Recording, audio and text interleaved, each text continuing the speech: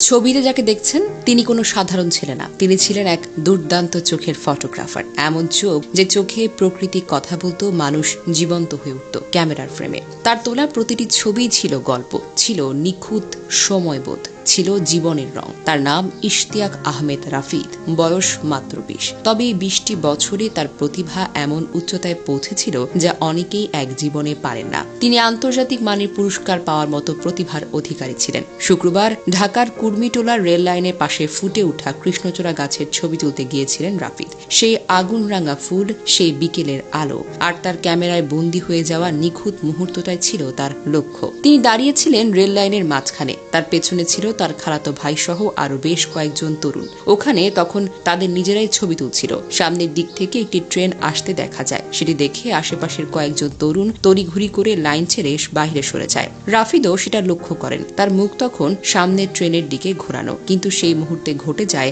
এক অপূরণীয় দুর্ঘটনা।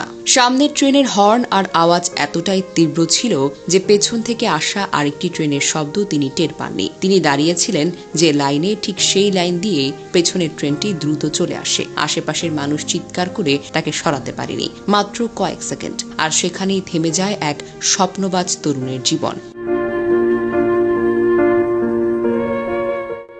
থেমে গেল তার ক্যামেরার ক্লিক, থেমে গেল কৃষ্ণচূড়ার গল্প। তার মৃত্যু নিয়ে কিছু মানুষ বলছেন তিনি নাকি ট্রেনের ভিডিও করতে গিয়েছিলেন। এই তথ্য সম্পূর্ণ ভুল। তিনি যাননি কোনো রোমাঞ্চ খুঁজতে। তিনি গিয়েছিলেন প্রকৃতির রঙে নিজের শিল্পকে আরো পরিপূর্ণ করতে। একটি কৃষ্ণচূড়া ফুল, একটি মুহূর্ত, একটি শিল্পী মন, এই ছিল তার উদ্দেশ্য।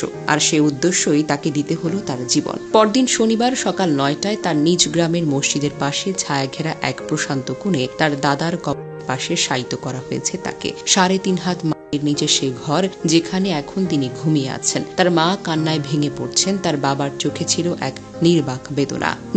উপস্থিত ছিলেন তার স্কুল ও কলেজের শিক্ষক, বন্ধুরা, প্রতিবেশী, গ্রামের মানুষ। সবাই অবাক হয়ে একটাই প্রশ্ন করছে, এত তাড়াতাড়ি কেন চলে গেল রাফিদ? রাফিদের বাবা রেজাউল করিম বলেন, আমাদের এই মুহূর্তে ধৈর্য ধরতে হবে। আল্লাহ তাআলা আমাদের উত্তম প্রতিদান দেবেন। আমার ছেলেকে ভালোবাসার জন্য যারা এসেছেন সবাইকে ধন্যবাদ। তার জন্য দোয়া করবেন। আজ আমরা হারালাম শুধু একজন ছেলে নয়, আমরা হারালাম একজন শিল্পীকে, একজন স্বপ্নবাজ তরুণকে, যে হয়তো পারত বাংলাদেশের মুখটা উজ্জ্বল করা এক আন্তর্জাতিক ফটোগ্রাফার হতে। কৃষ্ণচূড়ার রং আজ সেই আগুন রাঙা নয়, আজ সেটা হয়ে গেছে বিষাদের লাল। এই ঘটনা যেন আমাদের চোখে তুলে দেয় রেলপথের সতর্কতা, সচেতনতা এবং তরুণদের প্রতিভা রক্ষার গুরুত্ব নিয়ে। রাফিদের মতো একজন তরুণ আর হারাতে চাই না আমরা।